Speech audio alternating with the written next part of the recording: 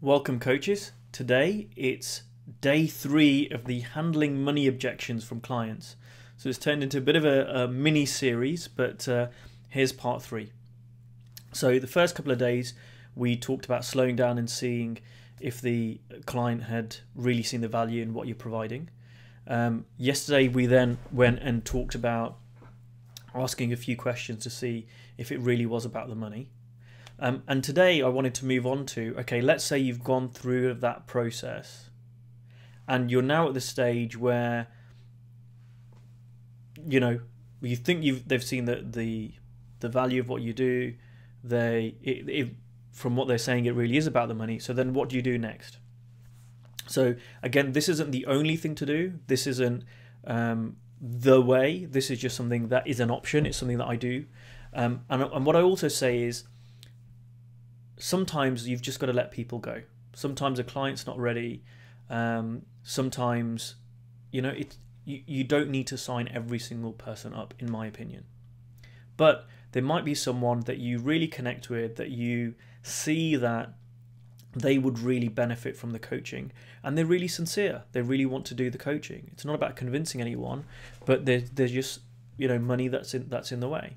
So one thing that I learned was the power of the word if. If, very, very powerful word I found. And what I say to people sometimes, if it's someone I really, really want to work with, and money seems to be the issue, I've done the question, I've explored it. So what I might say is, if I was to do X, would that enable us to work together? Now, what follows if? Well, that's up to you. And I know different people have views around this. So some people have a view around you should never discount. Some people say, well, you should, or, you know, get going. I'll leave that up to you. One thing that I found when I first started coaching, so especially if you're getting your first couple of clients, right? I had a client, and when I was working with them, I made a proposal, and it was something like 800 euros, right? It worked out 100 euros a session, and we actually ended up working to that. I didn't follow this method. I didn't use the if, but we ended up working at 80 euros a session. It was very, very close.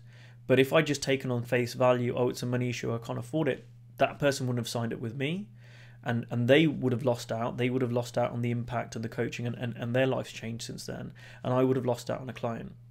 So one way to address it is to say, if I was to do this, would that enable us to work together? And what you say to them is, you know, some people say, well, I don't want you to discount, or I don't want you to do that, or I don't want you to do something different. And I just say, no, I'm not saying I'm going to do it or not. I'm just asking a question. If I was to do it, would that make a difference? So sometimes I've said to someone, well, you know, if I was to allow you to pay half now and half a month down the line, because they've said, oh, they haven't got the money this month. I said, if I was to do that, would that enable us to work together? Now, if they're still flapping around, then perhaps, you know, something else is the issue. And I said, okay, well, I was just checking to see if that's the case. I'm not going to offer that. I was just exploring something. But they might say, no, that could be really helpful. That could work. So then again, it gives us options to see if money's really the issue, and if it isn't, we can do things with that. So one is payment terms, one is discounting. Again, people have strong views about that.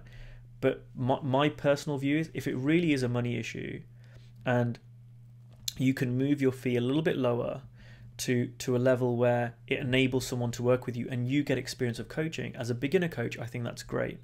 And also there are ways to do it. So you don't, if typically you do 2-hour sessions, you could offer 1-hour session. If you do 1.5-hour sessions, you might offer 45-minute sessions. Some people are more comfortable with that, some people aren't. Again, there are lots and lots and lots of options that you can handle it, and be creative to bring a lower price point that enables people to work with you.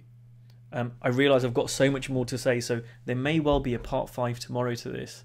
Part 4 to this tomorrow. I can't remember my maths. So hopefully that's been helpful, and I'll speak to you guys tomorrow.